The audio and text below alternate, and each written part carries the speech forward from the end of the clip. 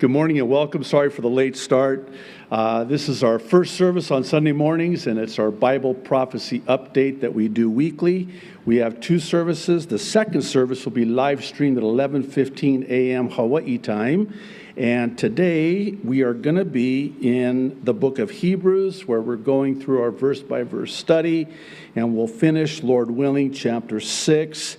And today's message is a message of hope, and how it is that hope is that which can greatly encourage us as an anchor for our soul in the midst of life's storms. Are you in a storm today? Well, there's hope.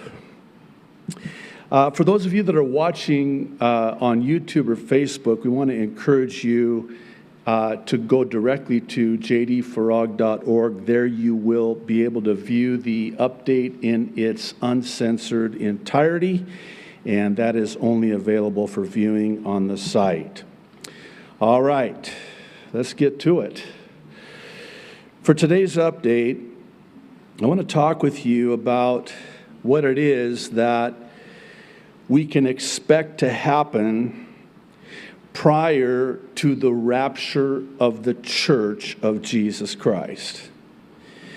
Please know that these are in no way to be seen as predictions. Rather, they are biblical conclusions based on the current trajectory aligning with Bible prophecy. By that I mean, with all that's happened heretofore and the swiftness with which everything is happening now, this is what is very likely to happen next and likely to happen fast. I'm going to paint the canvas with a broad brush in three arenas: economically, governmentally, and religiously. And the common denominator with all three of them is that they point to the imminent return of Jesus Christ in the rapture of the church. When I say imminent, I mean imminent.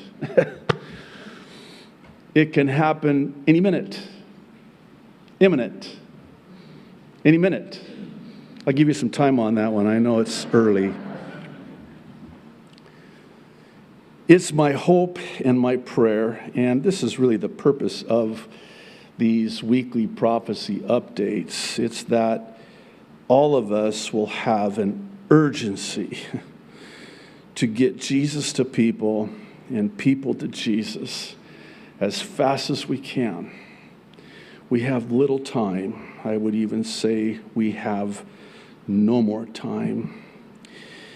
While we're not yet in the tribulation, we can certainly expect to see prophecy fulfilled during the tribulation begin to come to pass before the tribulation. Does that make sense? In other words, we know that these are prophecies that will find their ultimate fulfillment in and during the 7-year tribulation. But here we are prior to the 7-year tribulation. And wouldn't it stand to reason that those prophecies would begin to, as one said, cast a shadow and begin to be visible, if I can say it like that, prior? That's exactly what's happening.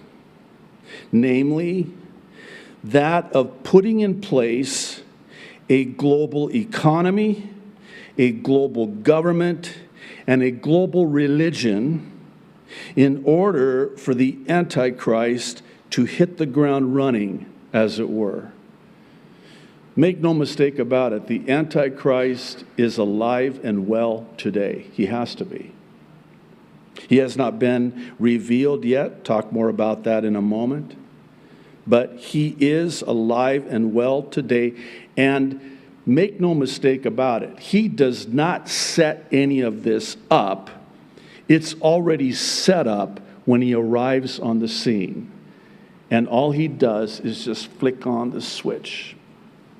All of the wiring, as it were, has been wired, and it's all been connected, and all he does when he comes on the scene is he just has it all ready to go, and he just flicks the switch.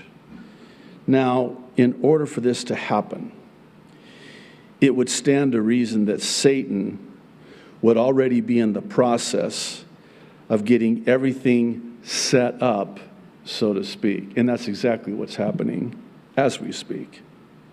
We'll start with the trajectory economically. The worsening of hyperinflation, which is a controlled demolition of the global economy. This is deliberate by design. Once completed, it will then ultimately serve its purpose of ushering in a new global and digital economy in the 7-year tribulation. It'll already be in place, and then it will be implemented, executed, if you prefer. By way of an illustration, it's like having a balloon that's been hyperinflated only to have someone come along and pop it at the right time so as to replace it with something different. That's what's happening right now. We're in that process now of this hyperinflation. This is Revelation chapter 6, verses 5 and 6. This is during the time of the tribulation. John is told to write that which he sees will come after these things, after the church age. And it would seem that this is sometime at the beginning of the tribulation. Chapters 6 through 19 of Revelation are all about the 7-year tribulation. So John writes, verse 5, Revelation 6, when the Lamb opened the third seal, I heard the third living creature say, "Come." I looked, and there before me was a black horse. Its rider was holding a pair of scales in his hand. This is commerce, buying and selling and trading.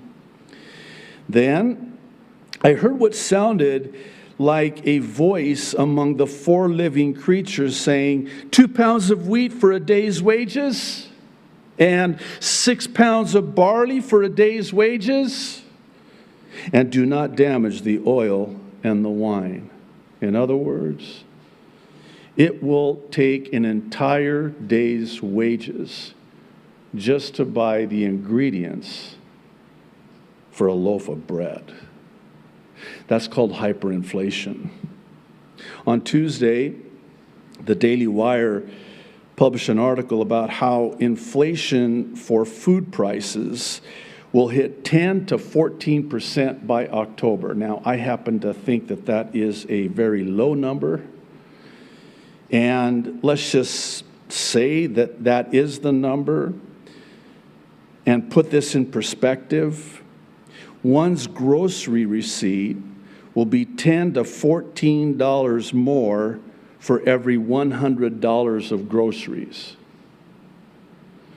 I'm thinking it's more like you pay twice as much to get half as much as what you used to be able to get. It's the age-old supply-demand principle, right? So if you have a depleted supply, you create an increasing demand, and it's cyclical because the increasing demand further exacerbates the already depleted supply. And when that happens, prices go up.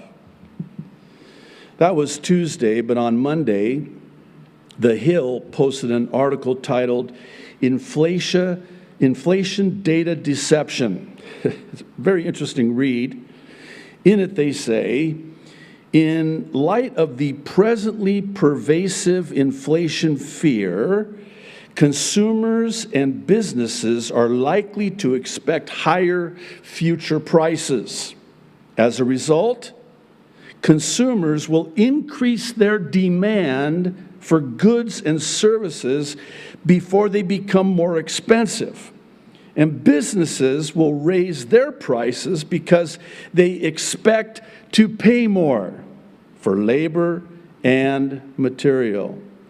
The U.S. Bureau of Labor and Statistics measures changes in inflation rate, or CPI shifts, based on more than 200 items that consumers are said to buy and consume.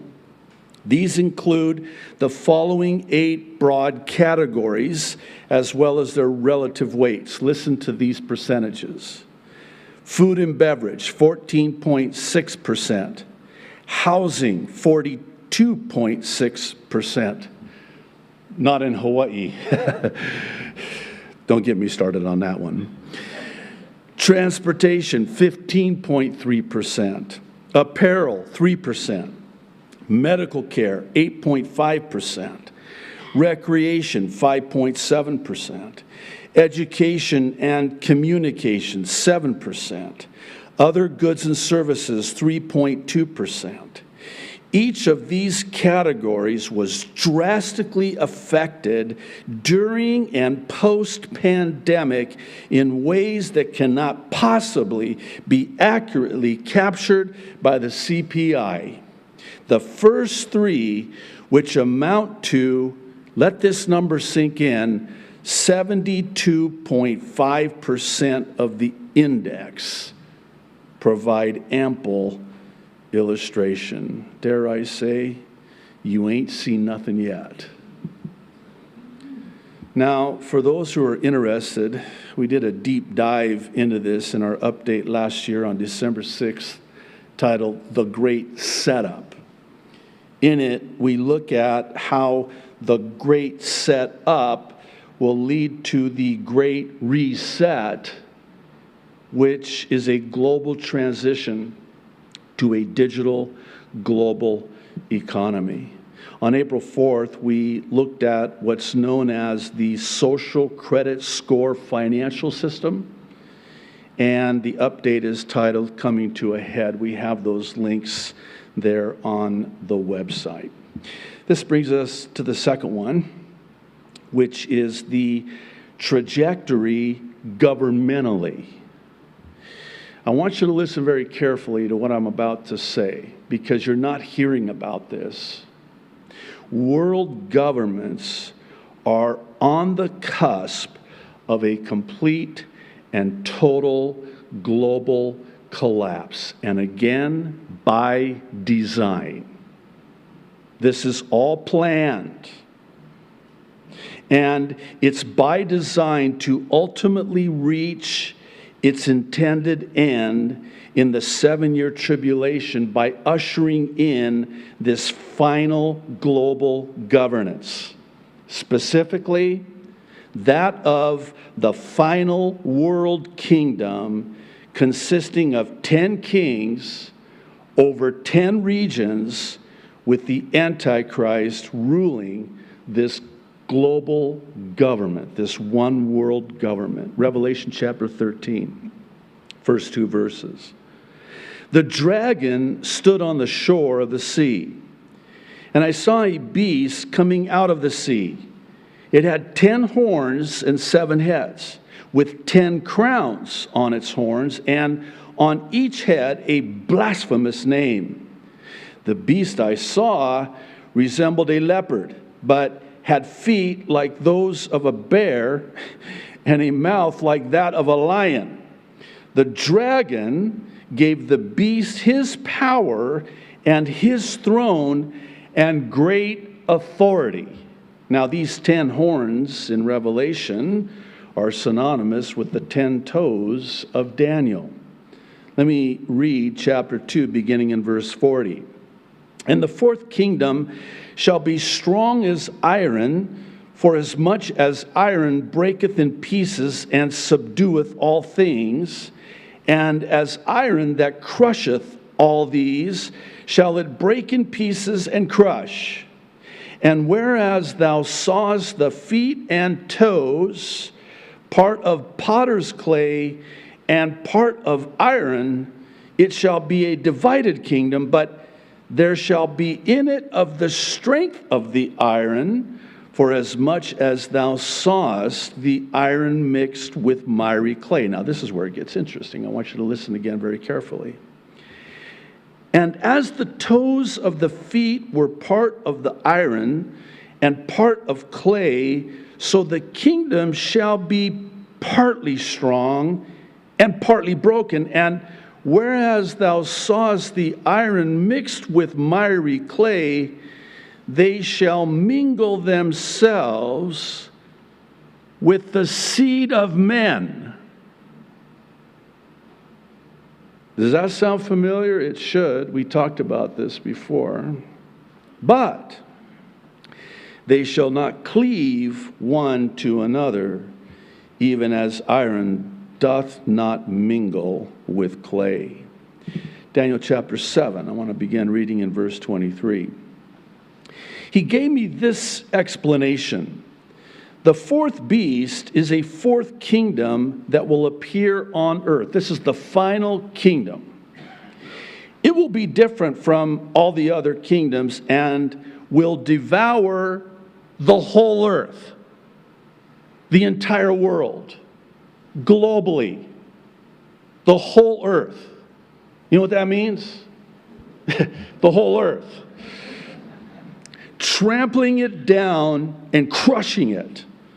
The 10 horns are 10 kings who will come from this kingdom. After them, another king will arise, different from the earlier ones. He will subdue 3 kings. He will speak against the Most High and oppress his holy people, speaking of Israel, during the tribulation, and try to change the set times and the laws. The holy people will be delivered into his hands for a time, times, and half a time. 3.5 years. 3.5 years. Now, time doesn't permit me to cover all the countries that today are in utter turmoil and chaos, like South Africa. We receive numerous emails asking us to pray for those that are in South Africa today. It is just horrific. And even more horrific in some ways is my birthplace of Lebanon. I would suggest that Lebanon right now, it hangs in the balance. And it looks like more likely than if that government falls, it will give way to Hezbollah, which is Iran. And that would certainly comport with other Bible prophecies, specifically in Ezekiel 38, which has no mention of Lebanon, has no mention of Syria either, by the way, Jordan, Egypt. Well, all of these countries, even now, are on the verge of collapse. And this is, again, by design. Certainly right here in the United States, I think it's just a matter of time. One need look no further than to Israel, God's prophetic clock, and the current government in Israel, to see that it's only a matter of time before the final global governance is a reality. On July 13th, the AL Monitor published an article titled, "Israeli Prime Minister's Dysfunctional, Fragile Coalition Hits Reality." Here's a couple of quotes. Trying to please all components of his coalition, Prime Minister Naftali Bennett now heads a government that is too large, too spread out, and too geared on compromises. Are we surprised? Bennett was in a good mood when he arrived at his office July 11th. All in all, everything seemed to be working out. Bennett was finally breaking away from the ominous shadow of his predecessor. Then, reality hit him in the face. Suddenly, he was forced to contend with his new government.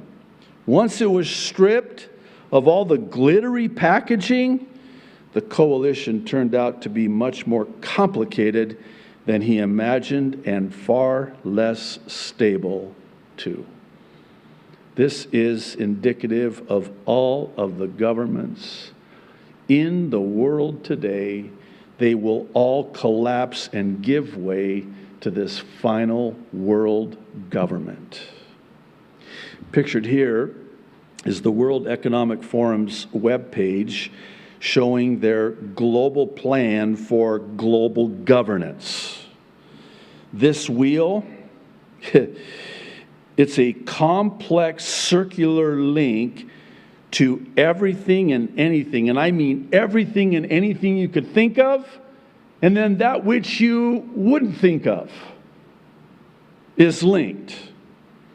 And it's linked to what they dub the Great Reset, which I believe is the Great Deception vis-a-vis the Great Tribulation.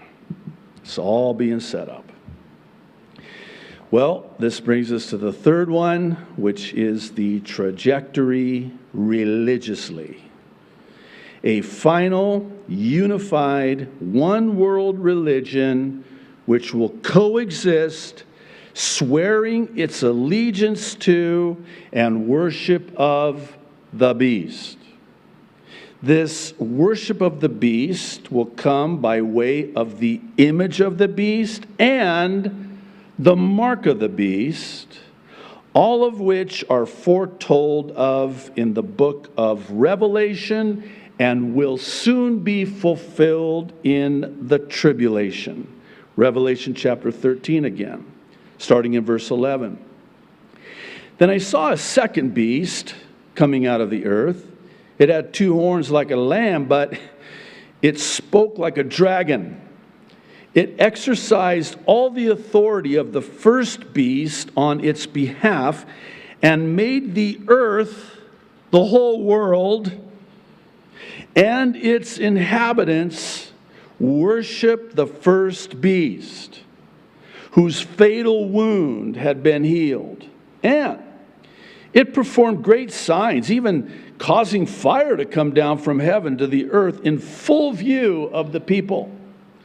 Because of the signs it was given power to perform on behalf of the first beast, it deceived, key word, deceived the inhabitants of the earth, the whole earth. It ordered them to set up an image in honor of the beast who was wounded by the sword and yet lived. The second beast, verse 15, was given power to give breath to the image of the first beast so that the image could speak and cause all who refuse to worship the image to be killed.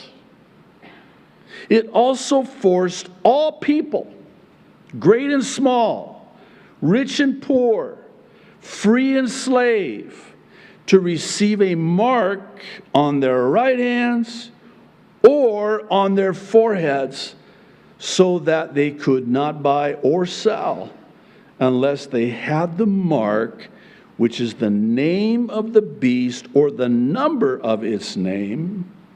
This calls for wisdom. Let the person who has insight calculate the number of the beast, for it is the number of a man. That number is 666. If you'll kindly allow me to, I'd like to explain how everything that's happening now is actually working in concert, one with the other, exactly as we're told it would in Bible prophecy. However, in order to do that at this time, we're going to end the live stream and redirect you to jdfarag.org if you're not there already.